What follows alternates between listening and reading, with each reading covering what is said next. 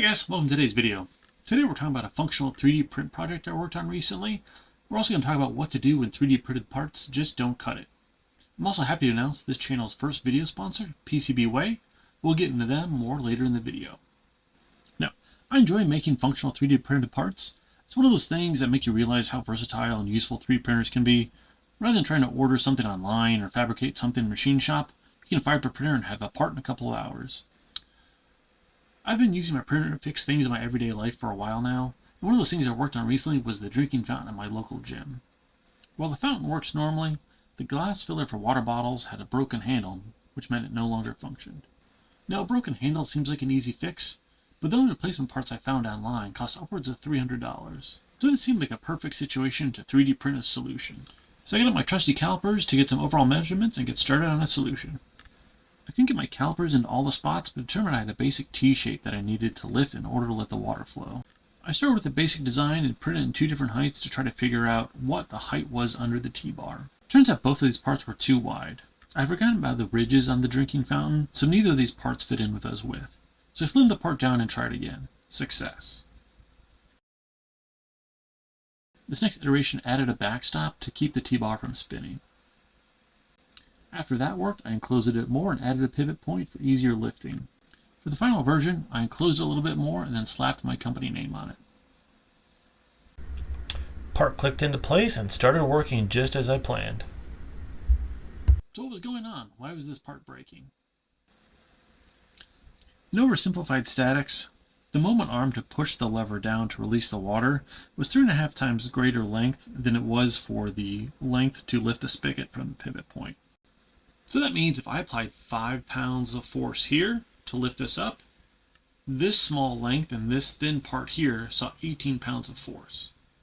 Which begs the question, how much force does it take to lift the spigot? But for that, I'd need some sort of force gauge.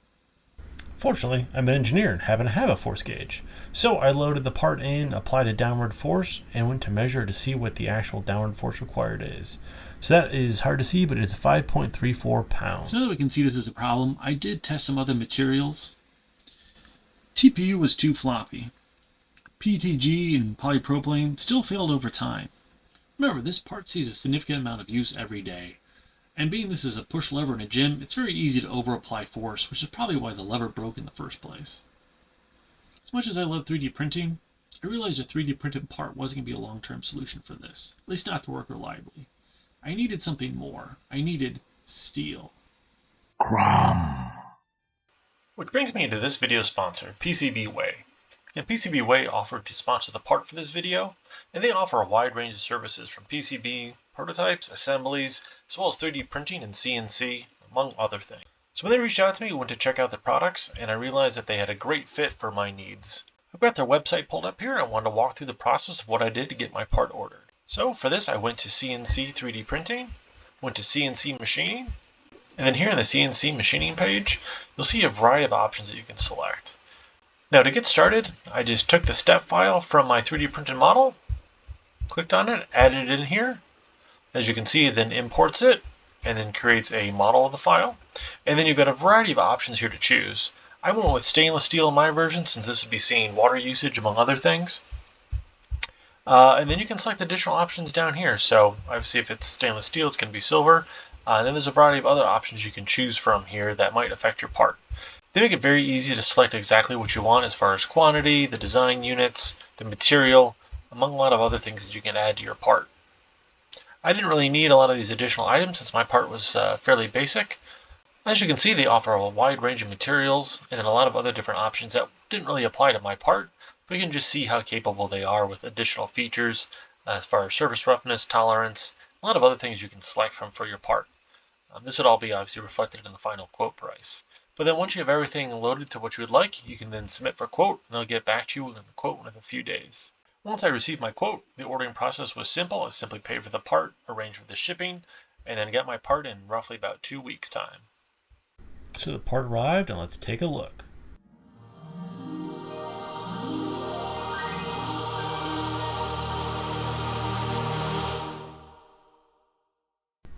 comparing the metal part to my 3D printed part, you can see that the overall design look is the exact same. There's no 3D print lines. You can see some mill lines where they finished the bottom half of this, but overall it looked very clean, looked nice and shiny. I was really happy with how this finished part looked. The new metal part from PCBWay matched so exact that I was able to slot it into the drinking fountain without any issue. It fit right in and started working right away. So just kind of goes to show how well the real life model mimicked what I had uploaded into PCBWay. So again, thanks again to them for sponsoring this video and providing the part. Now that the part has been installed for quite some time, it's been working fine without any issue, just showing that metal in many ways is much more resilient than 3D printing. Again, wish I'd able to do a 3D printing solution, but just with the wear and tear that this sees on a daily basis, 3D printing just wasn't the right solution for this. So what's the key takeaway from this project? Does this mean that 3D printed parts aren't a viable option for functional prints? The answer is no.